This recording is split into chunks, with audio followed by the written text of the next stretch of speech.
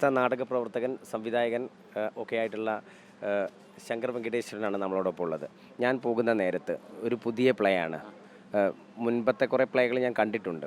Quake death, സഹ്യൻ്റെ മകൻ, പല പ്ലേകൾക്കകത്തും ഇതിനകത്ത് തന്നെ സ്വന്തം അനുഭവങ്ങളിലൂടെയാണ് പറഞ്ഞു പോകുന്നത് എന്നുള്ളൊരു ഫീലാണ് ഉണ്ടായത്. ഇതൊരു പുതിയൊരു നാടക സൃഷ്ടിയുടെ ഒരു രീതിയാണ്. ആത്മകഥാപരമായിട്ടുള്ള കാര്യങ്ങളാണ്. പിന്നെ നമ്മളിതിന് വേണ്ടിയിട്ട് പുതിയതായിട്ട് ടെക്സ്റ്റ് ഒന്നും എഴുതിയിട്ടില്ല. എല്ലാം ഞങ്ങളുടെ ലൈഫിൽ ഞങ്ങൾ മുൻകാലങ്ങളിൽ എഴുതിയിട്ടുള്ള പല പല കാലങ്ങളിലും പല കാലഘട്ടങ്ങളിലൊക്കെ ആയിട്ട് എഴുതിയിട്ടുള്ള ഡയറികളും കുറിപ്പുകളും നോട്ടുകളും പോസ്റ്റ് കാർഡും അതിലൊക്കെയുള്ള മെറ്റീരിയലാണ് നമ്മൾ ഇതിനകത്ത് ടെക്സ്റ്റായിട്ട് കൊണ്ടുവന്നിട്ടുള്ളത്. അപ്പോൾ രചനയിൽ തന്നെ ഒരു പുതിയൊരു പരീക്ഷണമാണ്. അതായത് നമ്മളുണ്ടാക്കുന്ന ഫിക്ഷൻ്റെ ലോകത്തിൽ സത്യമുള്ള വാക്കുകളും വരികളും അനുഭവങ്ങളൊക്കെയാണ് ഉൾപ്പെടുത്തിയിട്ടുള്ളത്. അപ്പം അങ്ങനെ ഉണ്ടാക്കിയെടുത്തിട്ടുള്ളൊരു രചനയാണിത്. എനിക്ക് ഏറ്റവും ഇൻട്രസ്റ്റിംഗ് ആയി തോന്നിയിട്ടുള്ളത് അരങ്ങിലൂടെയും നമ്മൾ കണ്ടിട്ടുള്ള ജീവിതവും മരണവും ഒന്നും സത്യമല്ല എന്ന് പറയുന്നൊരു ആ ഒരു ശ്രമം തന്നെയാണോ നാടകം? അതെ അതെ അതെ നമ്മൾ ഇപ്പോൾ നിങ്ങൾ വാട്ടർ സ്റ്റേഷൻ, സഹ്യൻ്റെ മകനൊക്കെ കണ്ട ആൾക്കാരെ ആണല്ലോ. അപ്പോൾ അതിലൊക്കെ ആ വാക്കില്ല ആ നാടകങ്ങളിൽ, മൗനമാണ്. അപ്പോൾ മൗനത്തിൽ നമുക്ക് അത് കൺവിൻസിങ് ആവും.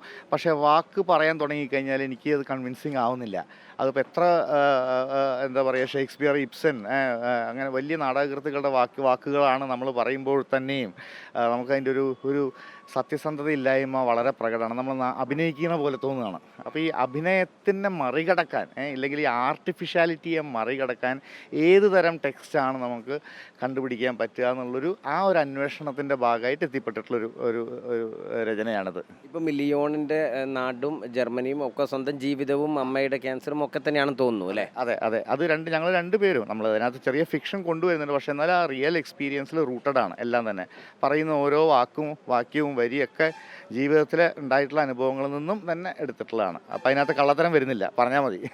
ഇതിപ്പോൾ എത്ര വേദികളിലായി? ഇപ്പം ഞങ്ങൾ ഒരുപാടായി. ഞങ്ങൾ തിയേറ്റർ ഹൗസ് ഏന എന്ന് പറഞ്ഞിട്ട് ജർമ്മനിയിലുള്ളൊരു തിയേറ്ററിലാണ് ഇത് ആദ്യം പ്രീമിയർ ചെയ്തത്. അവിടെ ഞങ്ങൾ 16 കളി കളിച്ചു.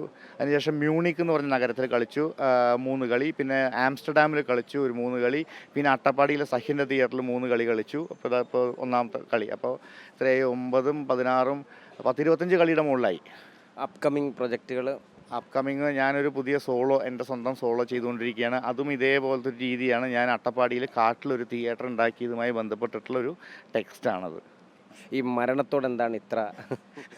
അത് ഈ നാടകം ചെയ്തപ്പോഴാണ് ഞാൻ തന്നെ തിരിച്ചറിയുന്നത്. എൻ്റെ എല്ലാ നാടകത്തിലും ആദ്യത്തെ നാടകം ക്വിക്ക് ഡെത്ത്, 2ാമത്തെ നാടകം സഹ്യൻ്റെ മകൻ ആനയുടെ മരണം, 3ാമത്തെ നാടകം വാട്ടർ സ്റ്റേഷൻ. അതിൽ മരണം വളരെ കേന്ദ്ര കഥാപാത്രമാണ്. അതിനകത്ത് മരണത്തിൻ്റെ പശ്ചാത്തലത്തിലാണ് എല്ലാം നടക്കുന്നത്.